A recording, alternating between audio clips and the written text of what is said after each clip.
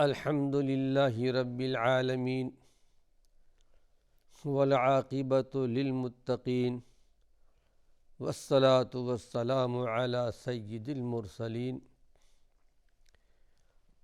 ناظرین کرام السلام علیکم ورحمۃ اللہ وبرکاتہ۔ ایمانی صفات کا عنوان لے کر آپ کی خدمت میں حاضر ہوں۔ ایمانی صفات کے تعلق سے وہ چیزیں یا وہ عادات، وہ خصلتیں جو ایمانی صفات کے خلاف ہیں،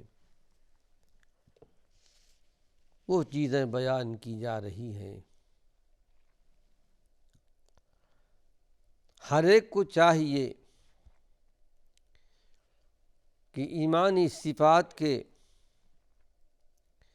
سلسلے میں جو اللہ کے پیارے پیغمبر نے بیان فرمائی ہے اس پر عمل کرنا، ایمانی صفات کے خلاف جو کچھ ہیں اس سے پرہیز کرنا ایک مرد مومن کی نشانی ہے، ایمانی صفات والوں کی۔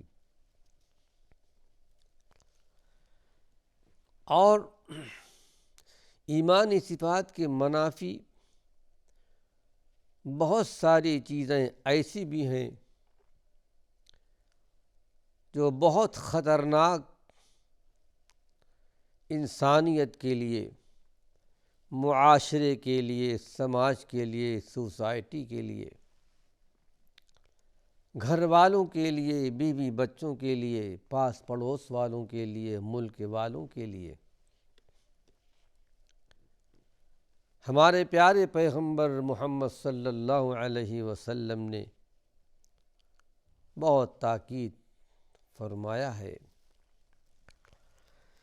اسی طرح بغض ہے اور کینہ ہے، بہت بری صفت، بہت بری عادت ہے۔ اللہ کے پیارے پیغمبر نے بڑی سختی سے منع کیا ہے۔ حقیقت میں یہ اعمال کو ختم کرنے والی چیز ہے، اعمال کو برباد کرنے والی چیز ہے، نیکیوں کو تباہ و برباد کر دیتی ہیں۔ اس سلسلے میں ایک حدیث آپ کے سامنے پیش کر رہا ہوں۔ حضرت ابو ہریرہ رضی اللہ عنہ کی، جس کو امام مسلم رحمۃ اللہ علیہ نے اپنی کتاب مسلم شریف میں نقل کی ہے۔ عن ابی ہریرہ رضی اللہ عنہ قال قال رسول اللہ صلی اللہ علیہ وسلم یعرض الاعمال فی کل جمعۃ، ہر بندے کے اعمال ہر جمعہ کو یعنی ہر ہفتے کو اللہ کے جناب میں، اللہ کے حضور میں پیش کیے جاتے ہیں۔ جیسا کہ قرآن حکیم میں اللہ نے ارشاد فرمایا، الیہ یصعد الکلم الطیب والعمل الصالح یرفعہ۔ نیکیاں اللہ رب العالمین کے پاس اٹھائی جاتی ہیں اور نیک اعمال بھی۔ کلم الطیب سے مراد نیکیاں ہیں، ذکر و اذکار ہیں، تسبیحات ہیں، تحلیلات ہیں، اللہ کے جناب میں، اللہ کے حضور میں پیش کیے جاتے ہیں۔ جیسا کہ حدیث شریف میں آتا ہے، اللہ کے نبی صلی اللہ علیہ وسلم نے ارشاد فرمایا، بندہ مومن جب تسبیح پڑھتا ہے، اللہ کے لیے تحمید بیان کرتا ہے، وہ آسمان کی طرف اٹھائے جاتے ہیں، عرش عظیم تک، اور اللہ رب العالمین کے عرش کے چاروں طرف وہ تسبیح پھرتی ہے،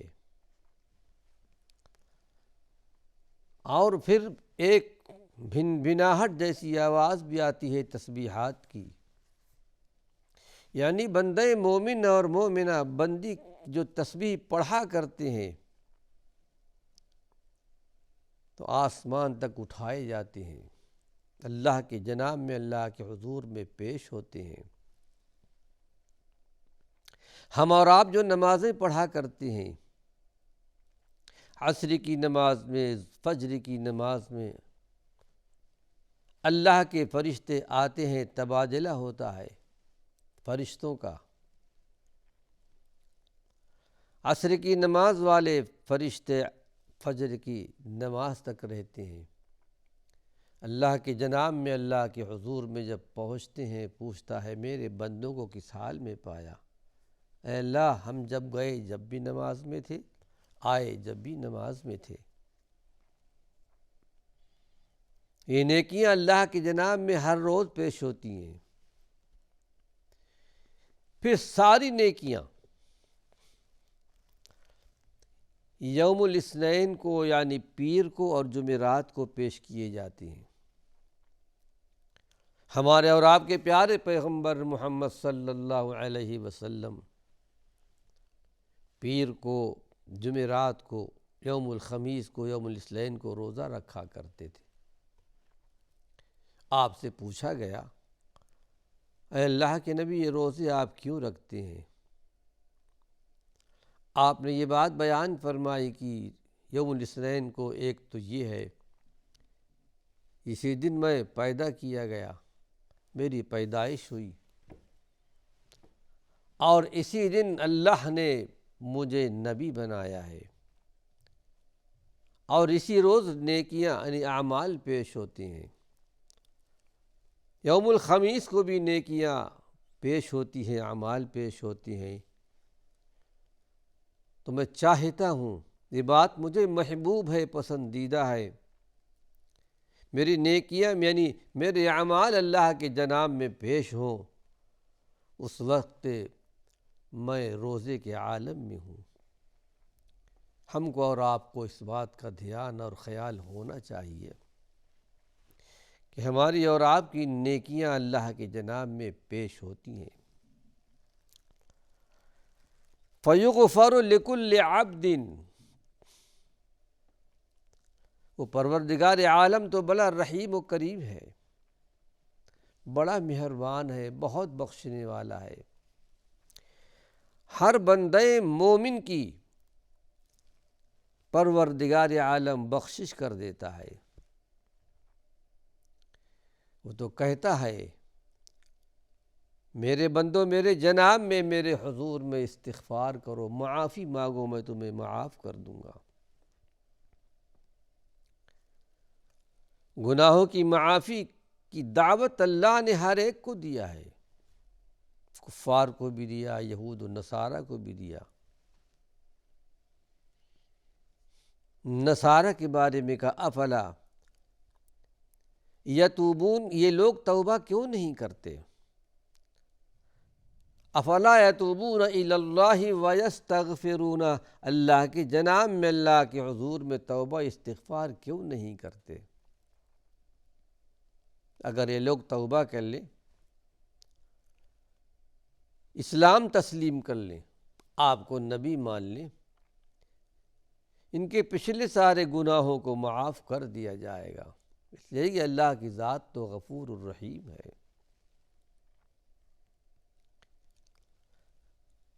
کفار کو اللہ رب العالمین نے دعوت دی، آپ ان سے کہہ دیجئے کہ یہ لوگ استغفار کیوں نہیں کرتے؟ ہر ایک کو دعوت دی گئی، گنہگاروں کو بھی دعوت دی گئی۔ شعیب علیہ السلام نے اپنی قوم کو دعوت دی، وَيَا قَوْمِ اسْتَغْفِرُوا رَبَّكُمْ، اے میری قوم کے لوگوں، اپنے پروردگار کے جناب میں، حضور میں استغفار کر لو۔ ان ربی رحیم ودود، میرا پروردگار تو بڑا رحیم ہے، بڑا پیار محبت کرنے والا ہے، تمہارے گناہوں کو معاف کر دے گا۔ نوح علیہ السلام کو اللہ نے بھیجا 950 برس تک تبلیغ دین فرماتے رہے، 13 یا 1400 سال کی زندگی اللہ نے ان کو دی تھی۔ یہ زندگی ان کی گزری ہے 950 سال تک تبلیغ دین میں، توحید پھیلانے میں،